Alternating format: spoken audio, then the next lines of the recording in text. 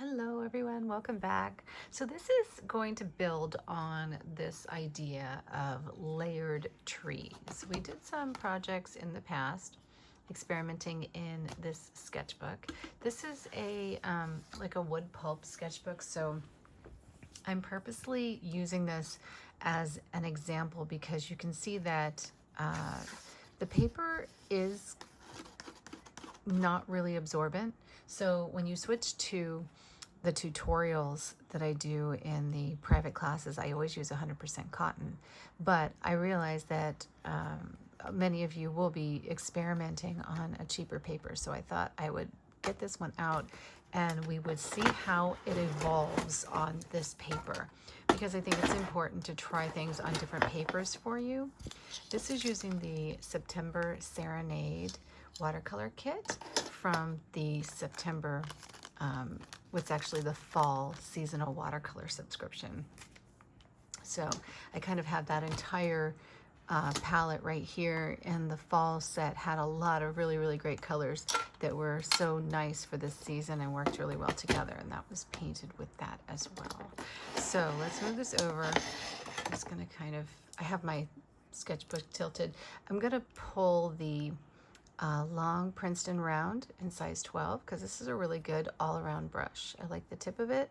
It reminds me a lot of something I expanded on, which was my own custom watercolor brush, which is amazing for just this kind of application. Actually, we should probably use that, but I'm going to use something that is readily available because right now I am out of these brushes and I cannot ship them to the US as of current. But when I can start shipping these again, I will let you know. If you're in Canada, though, you can certainly get them. If you're anywhere else other than the US, you can get them as well. It's just really difficult to get them to you. It's expensive. This is one of the Portman brushes. I like these brushes. I think they're really neat.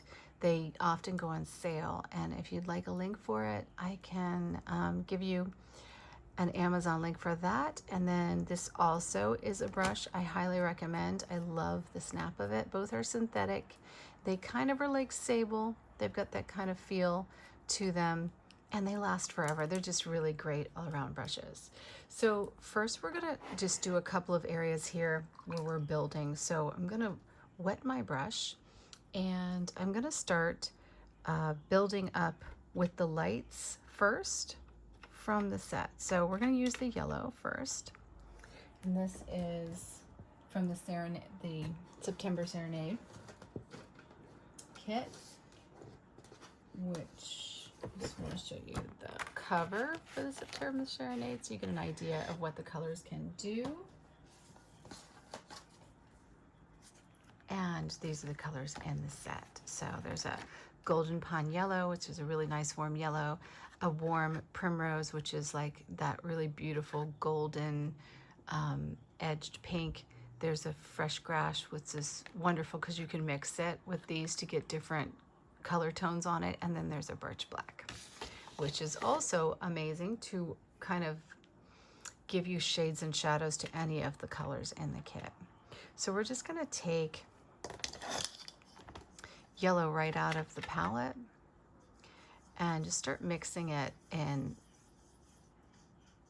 on a surface. It can be any surface that's waterproof. We want to just kind of mix it into the brush so you get a nice blend of watercolor paint. So you got the pigment and water loaded into your brush. And then we're going to start adding water to our brush just by dipping it in. And there's going to be a couple of areas here. So I'm just going to gently do this here. We're going to do this one here. And the idea is to get a couple of different weights of the color to experiment. Now remember, this is not going to sink in a lot, right? It's going to sit kind of on the surface. So we're going to have some drying time here. We're also going to have some areas in this on the paper that, you know, like right here, it's grabbing some weird stuff. And that's just what happens on wood pulp paper. But I do want like this nice kind of wash of color, and in some areas even a little bit darker, so that you can kind of get a, I don't know, get an experimentation going on what it like what one looks like over the other. So I'm mixing in some water into the paper and some dry brushing as well as we kind of go up on the surface. Now I'm going to start layering in some colors. Let's layer in a little bit of our orange. The orange is, this orange is the orange from the Pumpkin Glow palette. So this one is called Plump Pumpkin. Now you can also, on this top one, I'm going to show you how to mix an orange. So here, I'm just going to kind of like tap in some areas for our trees. And what we want is we want the color just kind of melting in. And then probably some foreground.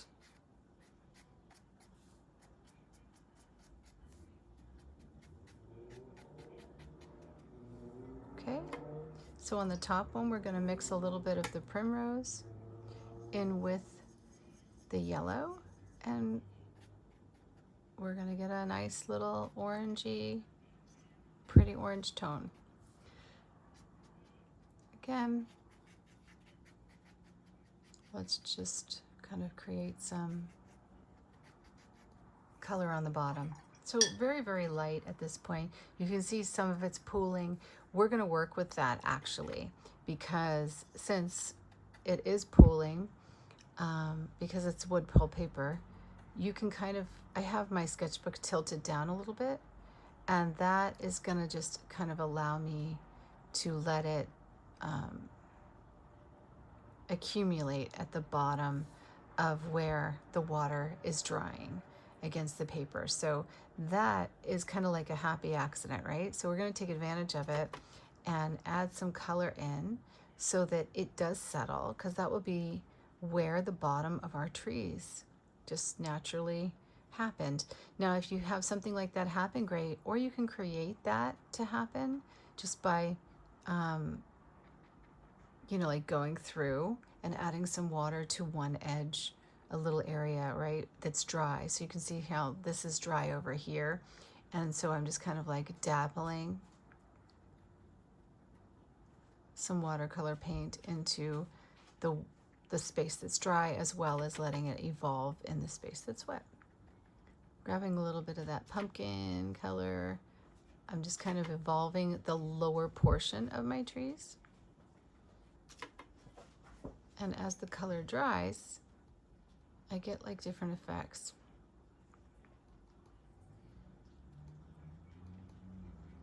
And then here, you can see I'm just tapping, because we don't want it to be even. We just kind of want some areas of the trees to look different than others. So I do that by taking different color, you know, so maybe mixing in a little bit more yellow as we go up on the tree, mixing in a little more pumpkin as we're lowering the tree, even adding a little more red to the lower parts of the tree, just to give you some like depth and dimension. I love these little areas here where it's like tapping into the white space, and then you've got these areas where it's gonna just blend so nicely. And I like that mix. That's what I kind of strive for in things. And then as we go up, we're gonna make it just a little lighter. Just add water to whatever's on your brush. If you want something lighter, that's a really good way to do it. And try and use that on dry areas at the top. But if you do hit some wet spots, that's okay. It's okay too, because it's kind of like, it's really nice as we evolve it, right? We're kind of getting a shadow line on the trees, and that's just going to give us a nice lush layer of paint.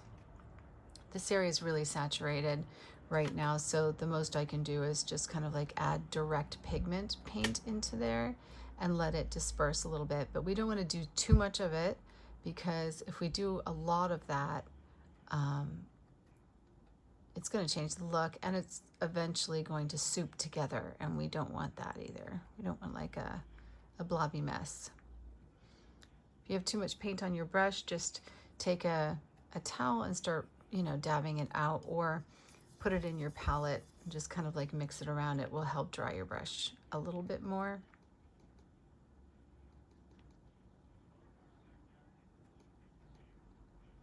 So evolving some of this down, leaving some of the yellow in there, because we can always cover that up later as we do layers. Taking some of the different colors up into the white space.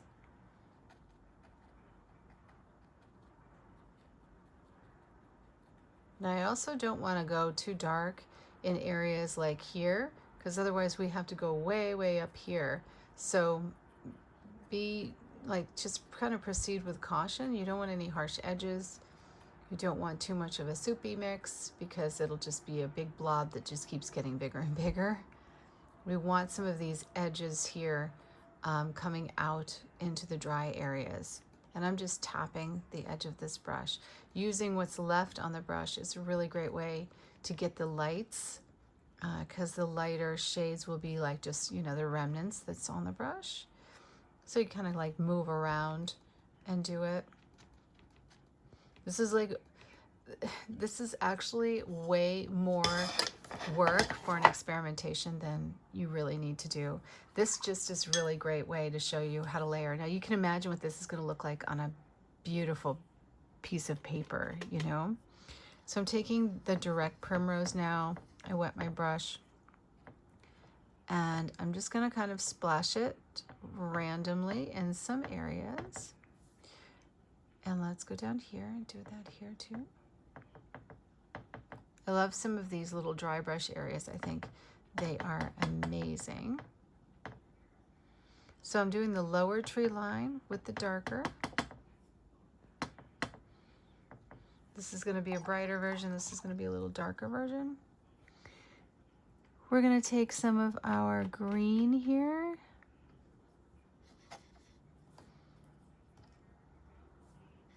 And we're going to mix it in to the pink.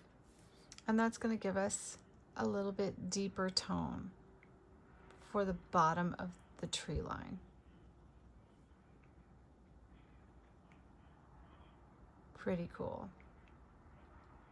Again, it's still really sitting on the paper so much, which is something that just I don't love about cheaper papers. But with that being said, it's a sketchbook, so this just gives us just a little bit of depth of color. It's almost like a brownie pink color is what I'm using here, and that just kind of gives us a nice grounding for our trees. We're going to have to let this dry, but while it's drying, we can pull down some branches. So let's go ahead and take this one.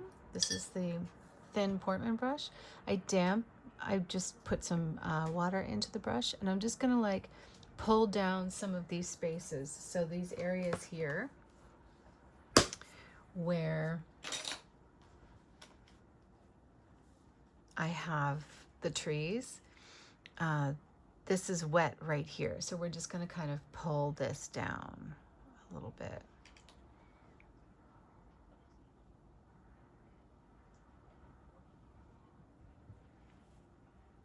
And we're going to pull these down here. So you see we're just kind of creating little small spaces.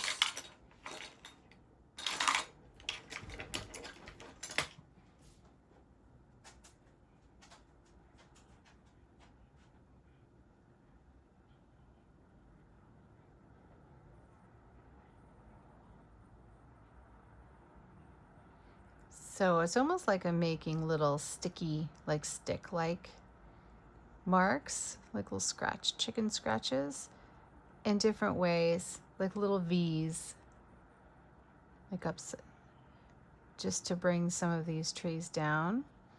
And notice that I'm mixing it up as far as how far I bring them down. I'm just kind of making that decision, pulling down the current brownie pink color that we have.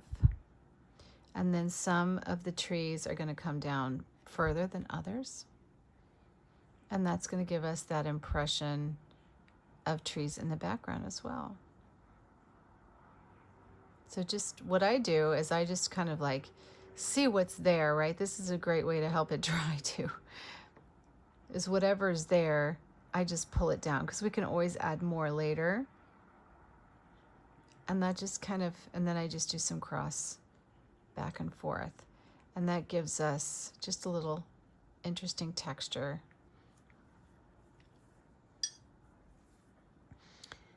Here we're going to do the same thing. Now I'm using the very, very light strokes because we can build on that.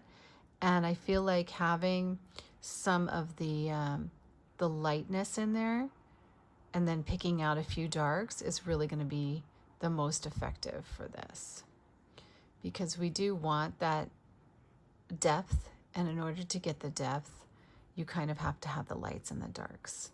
You see how this is all starting to blend together? It's really, really just a great start for your trees. It's a lovely, lovely layer, like a base layer that you can go back and add more detail to.